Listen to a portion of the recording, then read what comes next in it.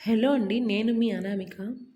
ఈరోజు వచ్చి నేను మీకు పొటాటో కర్రీని సింపుల్‌గా ఎలా చేసుకోవాలో చూపిస్తున్నాను. దానికోసం నేను ఒక ప్యాన్ తీసుకొని దానిలో ఒక 2 టేబుల్ స్పూన్ ఆయిల్ యాడ్ చేశాను.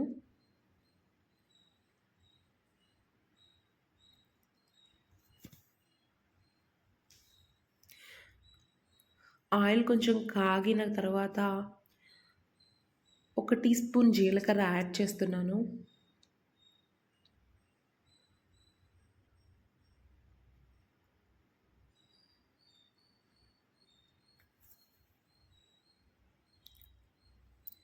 జీలకర్ర కొంచెం వేగనిద్దామండి. జీలకర్ర కొంచెం వేగి సెపరేట్ అవుతున్న టైంలో ఒక టీ స్పూన్ ఆవాలను యాడ్ చేద్దాము.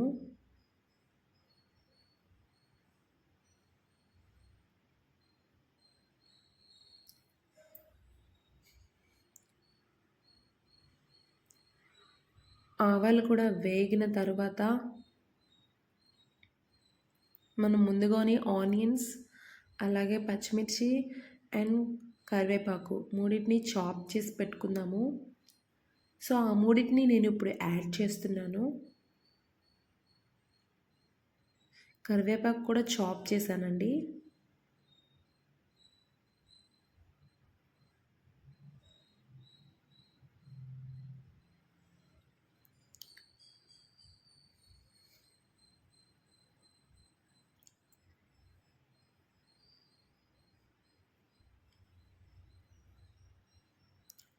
సో ఆ మూడు కొంచెం వేగి పచ్చివాసన పోయిన తర్వాత కొంచెం పసుపుని యాడ్ చేద్దాము. ఒక టీ స్పూన్ పసుపుని యాడ్ చేశానండి. పసుపు కూడా కొంచెం ఆయిల్లో వేగనిద్దాము.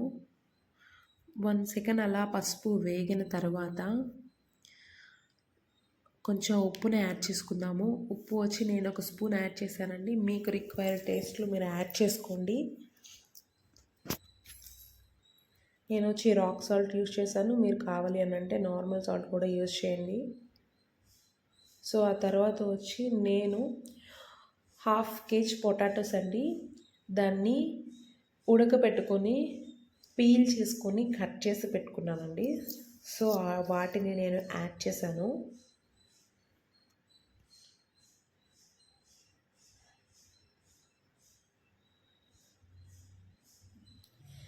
పొటాటోస్ని ఎక్కువగా ఉడకనివ్వద్దండి. ఒక ప్రెషర్ కుక్కర్లో అయితే 1 విజిల్ పెడితే ఉడికిపోతుంది. లేదు అని అంటే నార్మల్గా కూడా మీకు తెలుస్తుంది కదా ఒకసారి చూస్తే.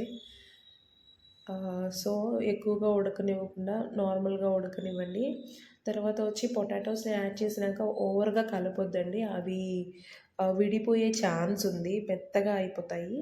సో అలా కలుపుకొని పెట్టుకున్న తర్వాత కొంచెం సేపు పొటాటోస్ని ఆయిల్లో ఫ్రై అవ్వనిద్దాము. ఆ తర్వాత వచ్చి 2 బిగ్ సైజ్ టమాటోస్ని బాగా పండినవి తీసుకున్నానండి, అవి యాడ్ చేస్తున్నాను.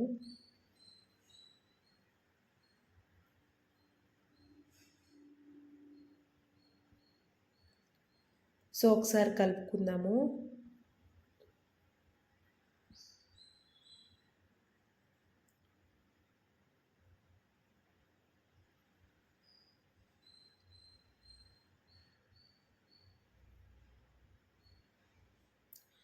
అలా కలుపుకున్న తర్వాత టమాటో సాఫ్ట్ అవ్వడం కోసం కొంచెం సేపు మూత పెట్టి బాగా మగ్గనిద్దాము.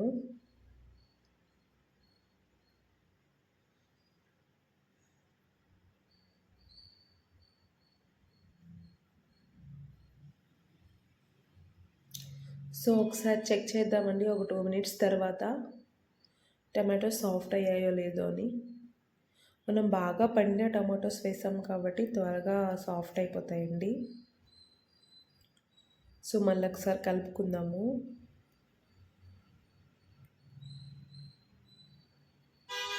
సో నాకు వచ్చి టమాటోస్ బాగా మెత్తగా అయిపోయాయండి. సో ఇప్పుడు నేను ధనియాల పొడి యాడ్ చేస్తున్నాను.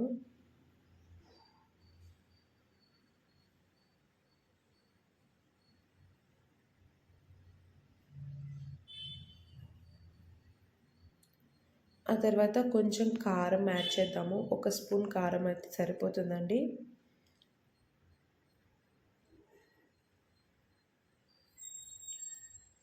సో కారం ధనియాల పొడి యాడ్ చేసుకున్నాక ఒక్కసారి కలుపుకుందాము. సో ఆ ధనియాల పొడి కారం యొక్క పచ్చి వాసన పోయే వరకు వేగనిద్దాము. సో మీరు సిమ్లో పెట్టుకోండి ఈ ప్రాసెస్ అంతా. లేదనంటే కర్రీ అడుగంటిపోయే ఛాన్స్ ఉందండి. ఏ కర్రీ అయినా సరే మీడియం టు స్లిమ్లో పెట్టుకోండి, లేదనంటే త్వరగా అడుగంటిపోయే ఛాన్స్ ఉంది. ఆ తర్వాత వచ్చి నేను ఒక పావు గ్లాసు వాటర్ యాడ్ చేశానండి. మీకు పొటాటో కొంచెం ఎక్కువగా ఉడికిపోయిందనంటే ఎక్కువ వాటర్ని యాడ్ చేయొద్దండి, కొంచెం లిమిట్గా వాటర్ని యాడ్ చేసుకోండి. సో నేను వచ్చి ఒక పావు లీటర్ వాటర్ని యాడ్ చేస్తున్నాను.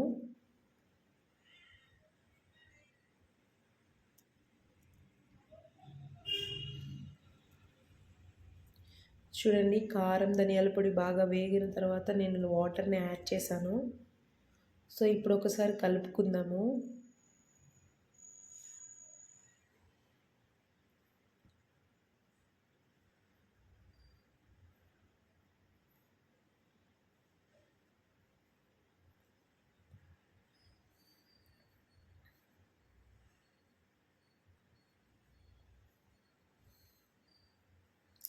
సో చూసారు కదండి, కొంచెం సేపు ఆ వాటర్లో అలా ఉడికిన తర్వాత కసూరి మేతిని బాగా చేత్తో అలా నలుపుకొని యాడ్ చేశాను. సో ఇది మీ దగ్గర ఉంటే ఖచ్చితంగా వేసుకోండి, లేదు అంటే స్కిప్ చేయండి, నో ప్రాబ్లం. ఇది కొంచెం టేస్ట్ని ఎన్హాన్స్ చేస్తుంది.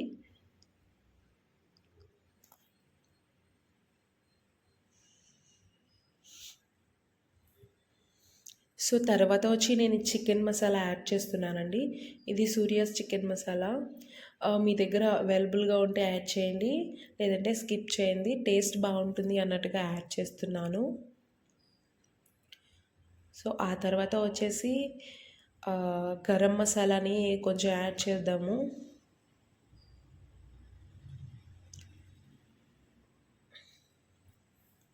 గరం మసాలా మాత్రం తప్పనిసరిగా వేయండి అండి, ఈ కర్రీకి చాలా టేస్ట్ ఇస్తుంది.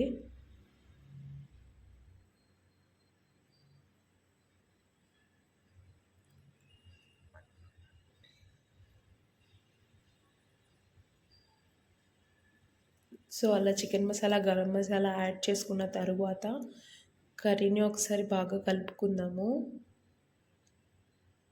సో ఆల్మోస్ట్ ఫైనల్ స్టేజ్కి వచ్చేసిందండి మన కర్రీ. సో ఇప్పుడు ఫైనల్గా కొంచెం కొత్తిమీరని యాడ్ చేద్దాము. నేను కొరియాండర్ని చిన్నగా కట్ చేసి యాడ్ చేస్తున్నాను. అంతే అండి, కొంచెం సేపు కొత్తిమీర వేసిన తర్వాత ఉడకనిచ్చి స్టవ్ ఆఫ్ చేసేద్దాము. ఎంతో టేస్టీ ఎమ్మీ పొటాటో కర్రీ రెడీ. ఇది అన్నంలోకి అండ్ చపాతీలోకి అండ్ వెజిటబుల్ రైస్ అలాంటి వాటిల్లోకి చాలా బాగుంటుంది.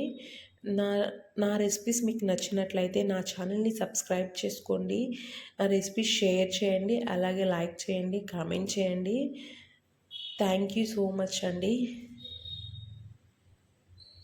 I'm a beginner. So me help నాకు ఎప్పుడు ఉంటుందని ఆశిస్తున్నాను. Thank you.